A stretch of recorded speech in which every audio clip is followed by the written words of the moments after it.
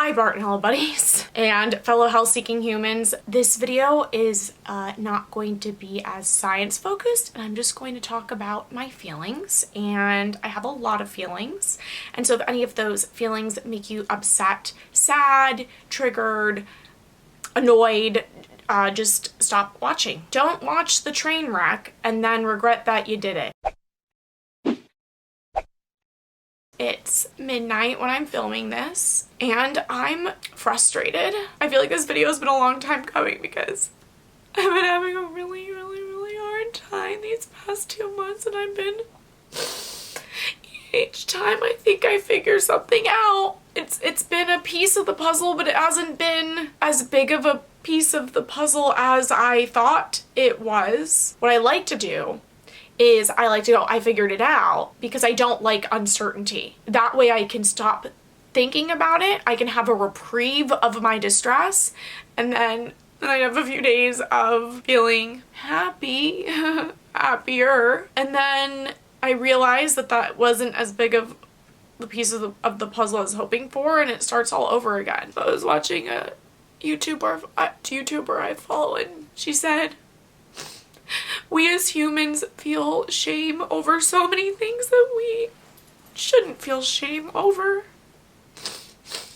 And I feel like I felt shame for not making more progress. I would never judge anyone for not making progress, but I am judging myself. And so, you know, what people would tell you to do is to treat yourself how you would treat your friends. You would not be ashamed of them for not getting better. I'm annoyed that I feel like people don't understand how sick I am. Maybe I seem less sick than I am on camera. I mean, I do. I seem less sick than I am on camera. And I think the worst part for me has been not being able to treat the bartonellosis as all I want to do. And I know that I've said that I'm on 50 milligrams of clarithromycin a day, but I'm realizing that I probably have to stop that temporarily. And I'll get to why in a minute. But I am very jealous of people who get to treat. I'm so jealous. And I know that treating is really hard and painful and scary. And I know that a lot of people don't see any gains on treatment. They only see gains once they stop treatment. So it's 2 years of treating with heavy duty antibiotics without even knowing if you're getting better. But I'm still really jealous. I'm really jealous. It's not that I don't want other people to be able to treat. I just want that for myself too. I guess jealousy is sort of an ugly emotion, but who hasn't felt jealous at least once in their life? When I gained the foods back, I was like, oh, I'm just gonna be able to eat. It's gonna be great. And it has been hard work to eat. I've gained 9 pounds. I was 86 pounds and I'm 95. It has been so hard to gain weight that it's been scary. It's been really hard to like process the food. I'm not exactly sure what is going on, but I get extremely fatigued, almost comatose, and I've done various things that have helped ameliorate that as I've gone along, but it's still there. And I can't really remember how scared I was back when I was 86 pounds, but I think I'm more scared by it now than I was during, because maybe I didn't let myself be scared then, because it was just like survival. But I don't know. I don't really remember. Maybe that's a good thing. Sometimes I feel like my doctors don't listen to me, or I haven't been right about all my hypotheses, obviously, but there are times when I have said over and over about different various things, I think this is happening, or this is happening, it's a pattern.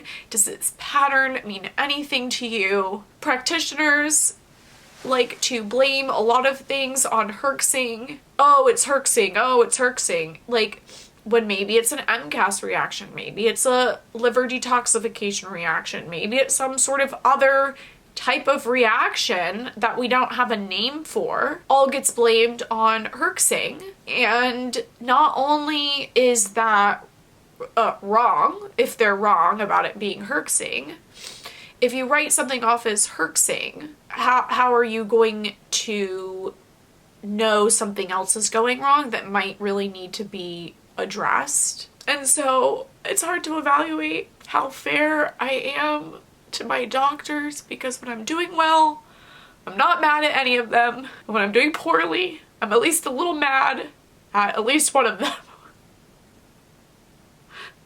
Or more. Or more. That's a hard thing to reckon with, because they're people too. No. And they can't take home every patient's 24/7 struggle. And there's a lot of anger that we all have, I'm sure.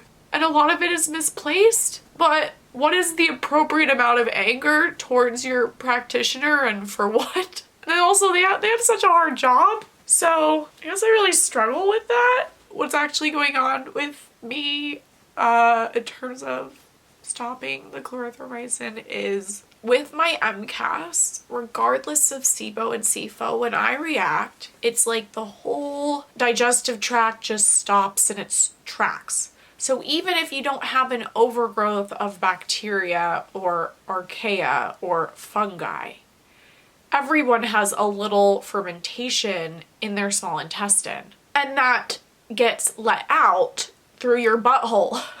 Can't do a video without saying the word butthole.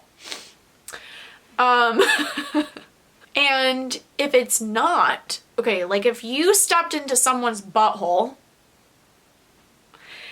my mom hates it every time I do it.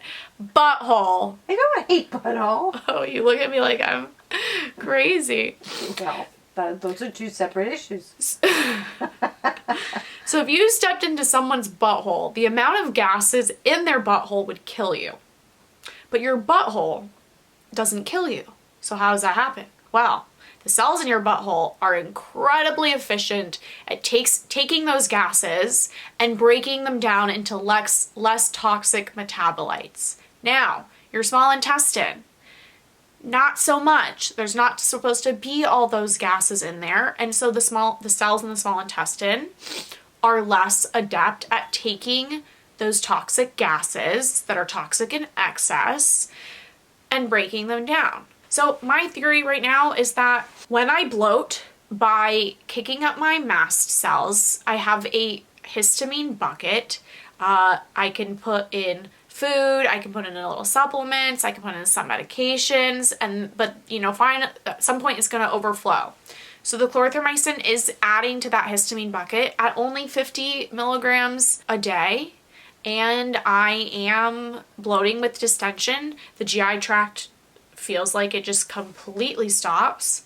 And then my small intestinal cells are working overtime to break down the gases, even though that's something that the colon should be doing. So I've stopped treatment, and then if I think too hard about what my life is, I know I could have a panic attack. And somehow I don't really let myself go there. Of course, while I'm pouring my soul out to the world, my memory card runs out of room.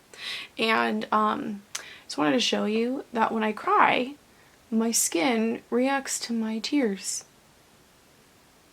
For a while, I was very confused. I was like, oh, do I not want to do Bartonella Babe anymore? Like, why not? I realized it's just because I don't want to do anything because I'm so unhappy and depressed. Oh, and I've been feeling like a fucking wimp. Like, oh, why don't I just push through treatment? But, my mom and I, we talk about a lot. I am still too sick to treat. So it's not about just pushing through. I'm too sick to treat. Building my body back up is necessary. It is progress. It's not the progress that I want, which is being able to treat. Yeah, Piper's sick, so that's cool. She had a fucked up butthole. And ear. I just get the word butthole in again. Let me know in the comments if you ever feel shame about your illness and what you think, is a good coping strategy for that. I would love to know, and we can help each other out. Or you can let me know also like how you deal with frustration around your illness. That would be cool too. Try not to feel shame for your illness, not progressing and getting better, for not being able to work, for it disrupting your life. Don't feel shame about any of that, and treat yourself how you would treat your friend if they were going through this. Be nice to yourself.